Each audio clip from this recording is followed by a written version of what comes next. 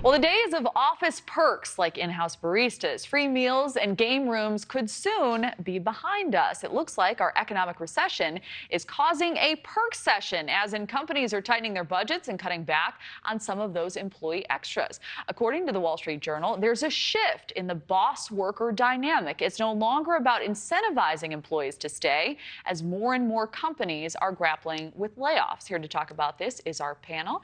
Nikeya Young, certified master life coach, and Melanie Santo-Stefano, president of Vicarious Multimedia. So Nikeya, I'd love to start with you on this. So do you think it's going to lead to unhappy workers, or should we be grateful to have a job? I think we should absolutely be grateful to have a job. I was looking at some of these perks and oh my goodness, to have some of those perks is like, what?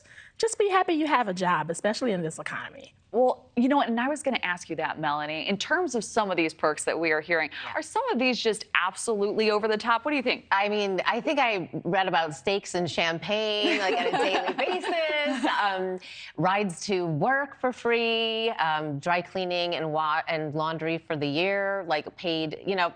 It's really nice. And, you know, the challenge is, yes, everyone should be grateful to have a job, but, you know, this was part of the offer. You know, and then when it's taken away, doesn't that take a little bit of trust away? And then your loyalty is kind of, you know, diminishing over time, and commitment to the job. So it's challenging for sure. Everyone should be grateful to have work, but those perks are kind of nice to have. No, I think that's really great. I'll challenge that with one thing, just saying, are happy workers good workers, or what do you think? I mean, how does this play? I don't have a stance, but I'm interested to hear what. I mean, absolutely. Our teams, you know, are committed to our cause, where, you know, the work that we do, and, you know, part of that is making sure that they're taken care of and feel valued and rewarded for good work. And in this case, you know, these job offers came because they thought they were great opportunities to come and be employed by them, and so that was the offer. So absolutely. And those, I think, perks can be in so many different ways. It doesn't necessarily have to come from a coffee machine or a barista.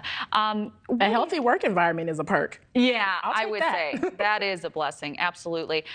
Do you think that there are people maybe taking advantage of some of these perks, and then it's ruining it for the majority of people? I'll ask you first. I would say that, yes, some people could be a little too dependent on these perks and taking advantage of the system, and that does ruin it for everybody. Okay. And what do you think, Melanie? Well, I'll use the example of my gym. I have one of the higher level memberships, and with it came cold brew, but that got expensive, so that got taken away. Oh, and so how did that make you feel? I was a little upset because I really worked out hard to get that cold brew. But I get it. Small businesses needing to make sure that they stay afloat too, which is another thing. That was really how this all came about, right? Companies are challenged to just keep their bottom lines in place, and so, you know, we do have to make sure that the company stays afloat as well. Yeah, absolutely. Do you think that's a bait and switch, Nikeya? Do you think that that's maybe how some people are interpreting those types of moves?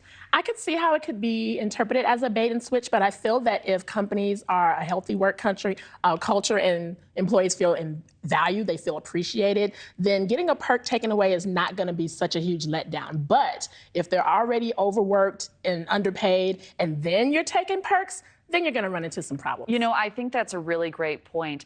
Company culture matters. Would you agree, Melanie?